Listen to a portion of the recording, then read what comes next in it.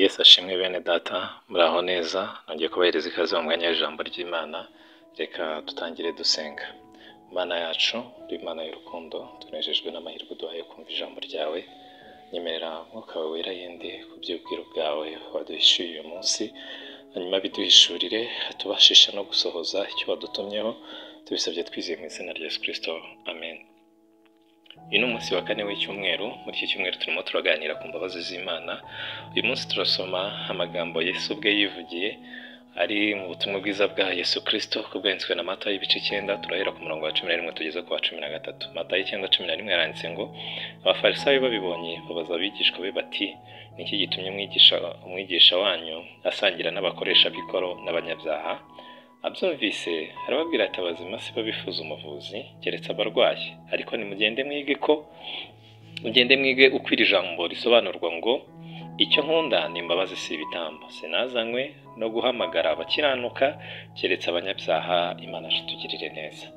Aha ni nk'uko twari tubisomye, ni igihe ngo Yesu yari arimo asangira n'abafarisayo n'abakoresha b'ikoro. Babaga n'abantu mu gihe cya Yesu bari bazwiho nk'abanyabyaha, nk'ibicibwa, nk'abantu donc baruharwa mu gukora ibintu by'ibyaha. Ntago bemerwaga nyine nk'abantu bashobora Yesu yagakwiriye kubasanga. Ngo rero ngo babone Yesu ngo yabasanze, ngo abafarisayo barabaza bati, kuki umwigisha wanyu asangira n'abakoresha b'ikoro? Imana itugirire neza. Ngo Yesu rero ngabyumvishije abahishurira icy'imbabazi ari cyo. Imana itugirire neza. Arababwira ngo muzagende mwige icyo rino jambo risobanura. Icyo nishimira ngo si ibitambo, ahubwo nishimira imbabazi. Imana itugirire neza. Mu rugendo rwo kwakira imbabazi abanza kwemera ko urwaye, kwemera ko ukwiye kugirirwa imbabazi rwose. Iyo wumva ukiyumva nk'umuntu w'umukiranutsi, iyo ukishingikirije ku byiza waba warigeze gukora, iyo ukishingikirije ku byiza ushobora gukora mu gihe cya none, uba wakishe. Ntabwo uri mu mubare w'abantu bashobora kugirirwa imbabazi. Ibyirato byose bigaragara nk'ibitambo byaguhesha imbabazi, iyo akiri byo ushyize imbere, icyo gihe uba wakishe. Imana itugirire neza. Abanza kwemera ko urwaye, ukemera ko ukwiriye kugirirwa imbabazi, aho nibwo ubasha gusingira imbabazi z'Imana. Imana itugirire neza.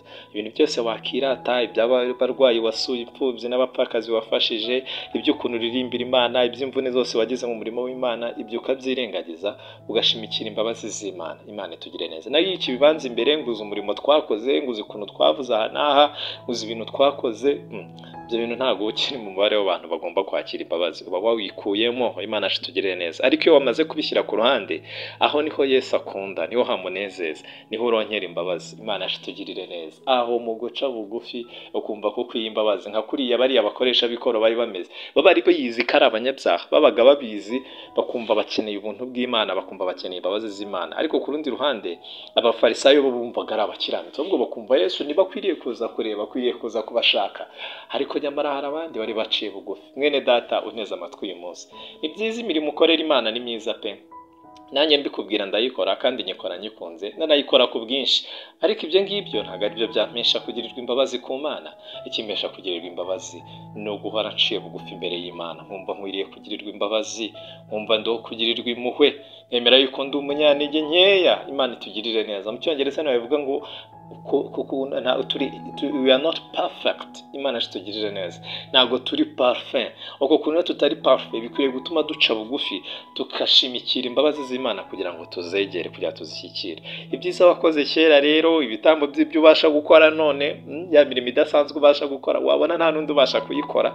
Ibyo bintu byose ntabwo bishobora kukwegereza Yesu. Ikikwegereza Yesu ni ukwemera rwose kukwiye imbabazi, kwifata nk'umukene mu by'ubu bugingo udafite icyo ufite, kwemera nyine ko ukwiriye izo mbabazi. Naho ibindi bitambo ntabwo Yesu abyitaho. Icyo yitaho ni umutima umenetse, umutima umushaka, umva ushimikiriye guhereza ikaze Imana. Urakoze, mwifurije kugira imbabazi Imana, ukora ibikwiye kugira ngo izo mbabazi zikomeho. Yesu aguhereze umugisha.